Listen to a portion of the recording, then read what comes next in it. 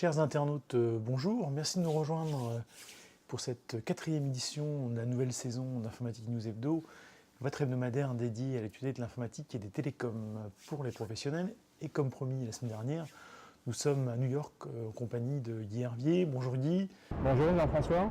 Alors Guy, cette semaine, comme je le disais, vous êtes à New York, précisément du côté de Bryant Park. C'est pour nos lecteurs qui connaissent la géographie new-yorkaise, près de la 42e avenue et finalement à peu près 1 kilomètre du bâtiment des Nations Unies. Mais ces précisions géographiques étant faites, revenons à la raison de votre présence aux États-Unis, à savoir une conférence organisée par la société NetEvent à San José sur la cybersécurité. Alors Guy, pour nos lecteurs, quels sont les principaux enseignements de cette conférence ? Oui, donc cette édition 2017 de la conférence NetEvent, qui à peu près, c'est la 20e année que NetEvent organise cette conférence, toujours centrée sur des sujets liés au réseau et à la sécurité. Et cette année était particulièrement intéressante. Bon, évidemment, on sait que la sécurité est un problème qui concerne à la fois les citoyens et les entreprises, mais bien entendu les États. Et ça, on l'a vu récemment lors des dernières élections américaines, puisque c'est toujours un sujet qui est d'actualité avec l'investigation d'un procureur spécial pour voir un peu ce qui s'est passé avec cette affaire des Russes. Et il se trouve que la conférence plénière en fait accueillait 3 représentants du gouvernement américain. Donc il y avait un ancien du ministère de la Sécurité intérieure. Ah, le fameux département of Homeland Security en bon français. Il y avait un ancien des services secrets et un ex-agent du FBI spécialisé en cybersécurité et qui maintenant travaille pour Mastercard. Et en fait, je dirais que bon, il y a beaucoup d'enseignements qui ont été donnés, mais finalement, il y a quelques remarques à la fois simples et je dirais un peu accablantes, dans le sens où finalement, à la fois donc les citoyens, les entreprises et les gouvernements, finalement ne prennent pas les mesures les plus simples dans un nombre de cas absolument dans la vie quotidienne. Et ces mesures qui seraient relativement simples à prendre, finalement permettraient d'évacuer déjà 80% des risques. Je dirais que pour employer une analogie, c'est un peu comme si dans un immeuble, toutes les portes des appartements sont fermées à clé, sauf une, et bien entendu, les bad guys, comme on les appelle ici, ils vont aller là où la porte n'est pas fermée à clé, parce que c'est là où c'est le plus simple. Et donc l'idée, c'est de monter un peu le niveau de sécurité à un niveau tel que ça va décourager les hackers d'aller là où vous êtes précisément. Donc ça, c'était, je dirais, des enseignements assez simples. On parle également de cette fameuse hygiène informatique, pour reprendre le terme de l'ANSSI, avec notre invité de la semaine dernière, Laurent Delaporte, de la société Icarva. Mais au-delà, quelles sont les tendances que vous avez pu observer à cette occasion ? Maintenant, pour ce qui concerne les tendances dans le domaine de la sécurité, et on l'avait déjà vu l'année dernière, il y a l'utilisation de l'intelligence artificielle et du machine learning pour améliorer à la fois les détections et puis les mesures à prendre. Alors j'ai noté également, Guy, dans votre compte rendu, 2 superbes acronymes comme l'industrie sait parfois nous les créer. IBSN pour Internet Based System Network et ASM pour Autonomous System Network. Nos lecteurs excuseront mon super accent, mais en attendant, vous allez sûrement pouvoir nous en dire un peu plus parce que vous n'êtes pas forcément au fait de ces nouveaux acronymes. Et donc, avec ces 2 concepts, ASM et IBSN, l'idée c'est que c'est le réseau qui doit s'appliquer aux applications et non pas les applications qui doivent s'appliquer au réseau. Si on prenait une analogie simple, on pourrait prendre une infrastructure routière. Au fur et à mesure que les voitures évoluent, on a des voitures autonomes, on a des voitures, je ne sais pas moi, d'un nouveau type, ça veut dire que les infrastructures vont s'adapter à ces nouveaux véhicules. Donc, c'est vraiment on est en train d'inverser la proposition. Donc ça, c'était une tendance qui est apparue cette année. Mais concrètement, qui présente des solutions basées sur ces concepts ? Et il y avait un certain nombre d'entreprises qui ont présenté, je dirais, qui sont des références, enfin pas des références, mais des exemples de ces tendances. Donc on peut en citer quelques-unes. On peut citer par exemple Big Switch. Donc Big Switch, c'est un projet de l'université de Stanford dont l'objectif est de devenir le VMware des switches. Ça veut dire en gros, au lieu d'avoir des switches qui sont isolés les uns des autres, ben, on a une couche de virtualisation et on peut virtualiser ces switches. Une entreprise, autre entreprise qui s'appelle Javelin, qui elle avait une proposition extrêmement simple, qui est en fait de corriger une faille béante de Active Directory de Microsoft. En gros, l'idée de Active Directory, c'est que quelqu'un qui peut pénétrer dans Active Directory, finalement, il a accès à toutes les informations de tous les gens ou de toutes les gens, les devices qui sont connectés à ce directory. Et donc, on voit bien que ça pose quand même un gros problème.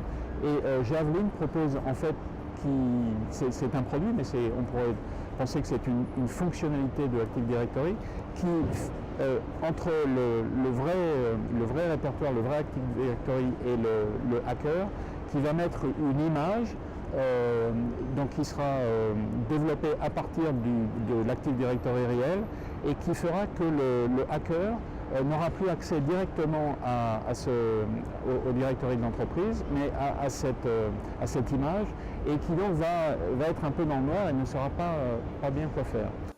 Une autre entreprise que l'on peut citer? Autre entreprise qu'on peut citer, Cumulus Networks. Là, l'idée, c'est, on sait que dans le domaine des switches, il y a une intégration qui est assez forte entre le hardware, enfin entre le matériel et le logiciel. Des gens comme Cisco, Juniper, Arista ont des propositions de systèmes très intégrés. Et Cumulus, en fait, a développé un système d'exploitation pour des switches. Évidemment qui est basé sur Linux, ça paraît relativement cohérent et logique. Et donc ce système d'exploitation peut s'installer sur des white box, donc en gros des switches à marque blanche, des principaux fabricants et puis des fabricants qu'on peut trouver en Asie, et qui permet en fait de découpler le logiciel du matériel. Donc un certain nombre d'entreprises, on peut en citer d'autres, Vectra, Apstra, qui mettent en œuvre, NetFoundry, qui mettent en œuvre ces concepts, ces technologies de machine learning et d'IBSM. Donc je dirais que le monde des réseaux associé à la sécurité, puisque le réseau c'est vraiment la porte d'entrée et pose tous les problèmes de sécurité, est en pleine évolution, et je pense qu'on aura dans les mois qui viennent des développements qui seront intéressants et qu'on suivra avec intérêt. Deuxième sujet, Guy, vous aviez souhaité évoquer Microsoft. On a d'ailleurs parlé il y a quelques minutes au travers de ce fameux Active Directory. Microsoft qui organisait la semaine dernière une conférence Ignite 2017 et qui a annoncé Azure Stack. Alors pour nos lecteurs qui ne sont pas forcément familiers avec l'architecture Azure, concrètement, qu'est-ce que ça veut dire? C'est quoi la nouveauté? Alors, la différence est relativement simple. Bon, déjà, Azure Stack, Microsoft en parlait depuis un certain temps, et finalement, effectivement, l'a annoncé à sa conférence utilisateur orienté entreprise, à Ignite 2017, qui se déroulait à Orlando. La différence entre Azure et Azure Stack est simple, c'est que Azure, c'est le cloud public que propose Microsoft.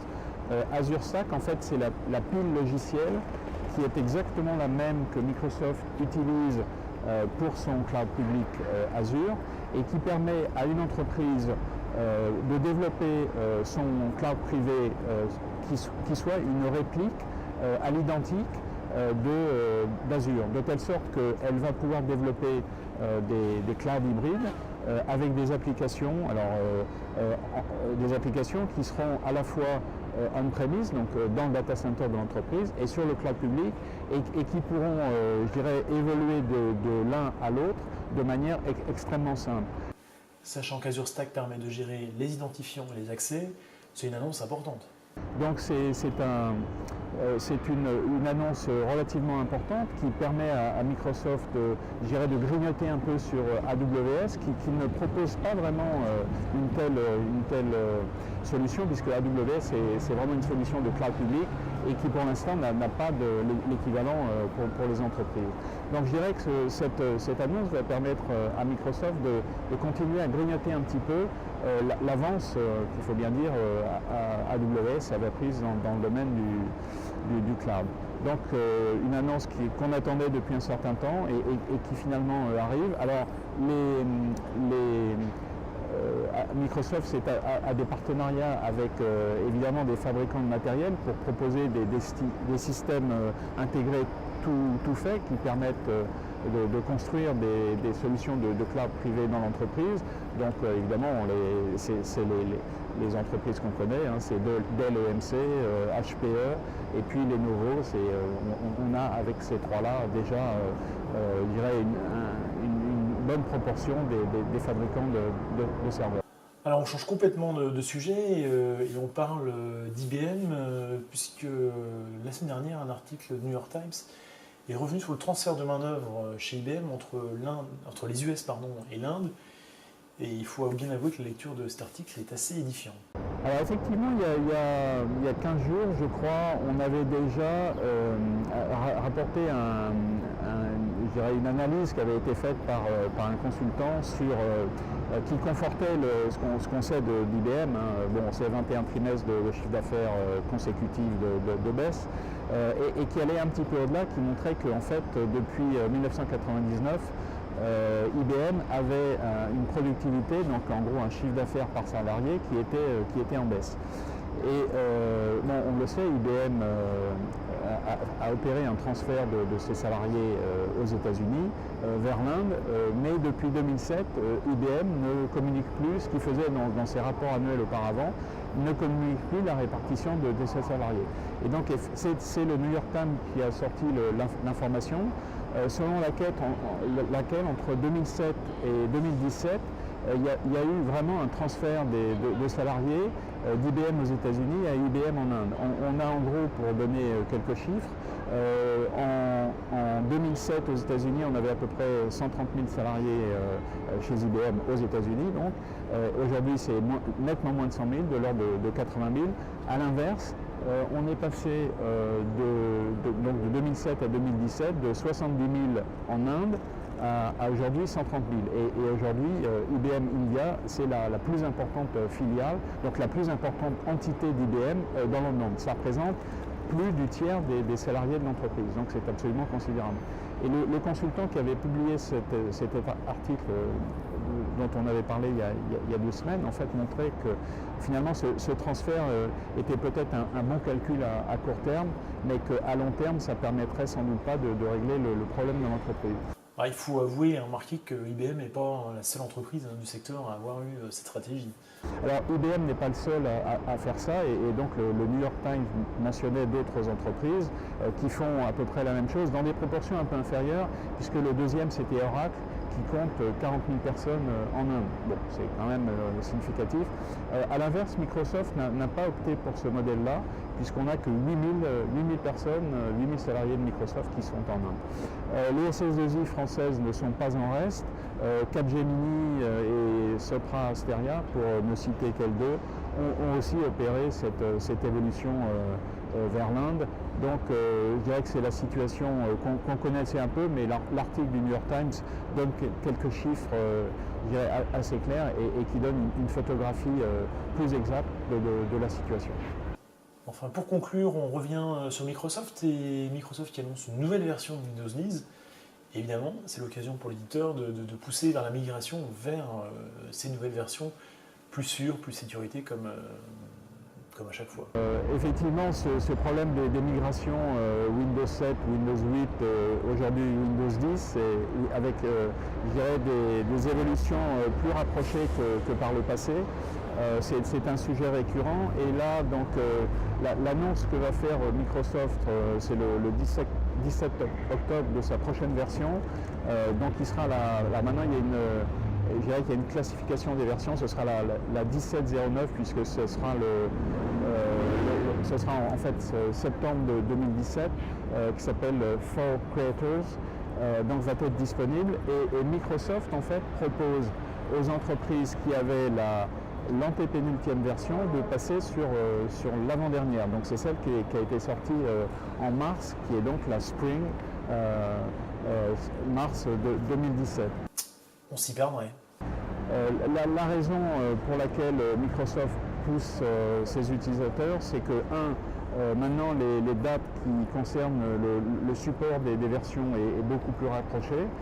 Et puis il y a aussi tous les utilisateurs qui sont encore très nombreux, puisqu'ils sont encore majoritaires, tous les utilisateurs de Windows 7 qui ne bénéficieront plus du support en 2020. 2020, ça peut paraître relativement loin, mais le temps d'engager la migration, quand on a 10 000, 20 000, 50 000 postes de travail, c'est quelque chose qui prend du temps. Donc ça, c'est la première raison. Et la deuxième raison qu'invoque Microsoft pour pousser à cette migration, c'est que la version de mars est une version qui est beaucoup plus stabilisée et qui donc fait en sorte que, comme par exemple dans les versions OEM où c'est le fournisseur du PC qui est responsable du support, ça veut dire que les utilisateurs feront beaucoup moins appel au support, et donc tout le monde sera gagnant. Bien entendu, tout le monde sera gagnant, Microsoft le premier, bien entendu. Merci Guy pour cette analyse et ce compte rendu de l'événement organisé par la société NetEvent dans le domaine de la cybersécurité. D'ailleurs, votre invité de la semaine s'est déroulé à l'occasion de cette conférence. Il s'agit de Russ Curry, qui est VP Enterprise Strategy de la société NetScout. Et j'invite nos lecteurs à découvrir cette vidéo soit sur notre site, soit sur YouTube. D'ailleurs, petite parenthèse, si vous souhaitez évidemment ne manquer aucune de nos vidéos, vous pouvez tout simplement vous abonner à la chaîne YouTube. C'est un petit bouton rouge quelque part sur la chaîne. Je fais confiance, vous n'aurez aucun problème à le trouver.